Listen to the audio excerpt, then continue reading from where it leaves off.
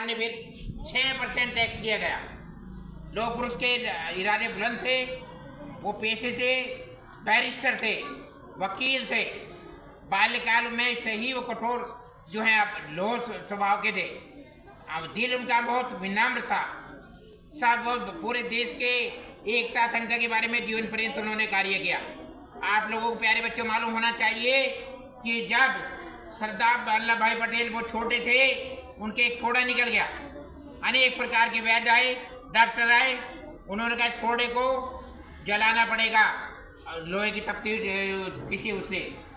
तो उन्होंने कहा कौन जलाए, सबको अपनी दया आ रही थी, भाई छोटा बच्चा कैसे करेगा। उसने खुद ली और अब मसाल से फोड़े में खुद लगा दिया अपने, उसमें अपने आप ही कष्ट सहन कर लिया उन्होंने।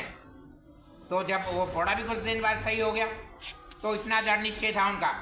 दूसरा उदाहरण था उनका, सभी को मालूम है वो, क्योंकि उसके अनुसार वो जब बैरिस्टर थे, वह अदालत में केस लड़ रहे थे। उस मुवक्किल के बारे में जैसे ही लड़ रहे थे, तो वहाँ पर एक पर्चा दे के गया, एक आदमी बाहर से आया पत्रवाहक, उसने एक पर्चा दिया। पर्चा देकर कहा कि ये जो है पर्चे में, उन्होंने चुपचाप देखा, पढ़ा, रख लिया। पर्चे को बाद में देखा गया। देखने के बाद में लोग जब केस जीत गए, वो जज ने फैसला सुना दिया, उसके मुवक्किल छूट गए। तो उन्होंने के क्लाइंट छूटने के बाद पूछा इसमें क्या लिखा था। उन्होंने कहा मेरी पत्नी का डेथ हो गई है। उसने कहा आपकी पत्नी की डेथ हो गई है, आपने तब भी जो है ये मुकदमा लड़ा। उसने कहा जो जाना था चला गया, लेकिन मैं जो कर सकता था मैंने अपने वकील के लिए किया। इतनी कर्मठता थी।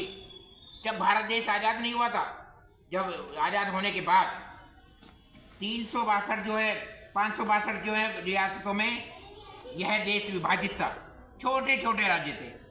जैसे वो आए, वो कहने लगे कि हमारा राज्य अलग, हमारा राज्य अलग, हमारा राज्य अलग। इन्होंने सबको अल्टीमेटम दे दिया पटेल जी ने, सब एक हो जाओ, नहीं तो जो है कठोर कार्रवाई की जाएगी।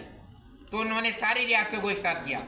उसमें एक जूनागढ़ की रियासत, एक जम्मू कश्मीर की रियासत और एक हैदराबाद की रियासत। उन्होंने मना कर दिया, हम नहीं भारत में मिलेंगे। उन्होंने अपनी सेना भेजकर कार्रवाई करी। कार्रवाई करने के बाद उनको जब वहाँ पर पूरे भारत में, हैदराबाद भी हो, जूनागढ़ हो, गुजरात में, सबको अपने उसमें मिला दिया। अखंड भारत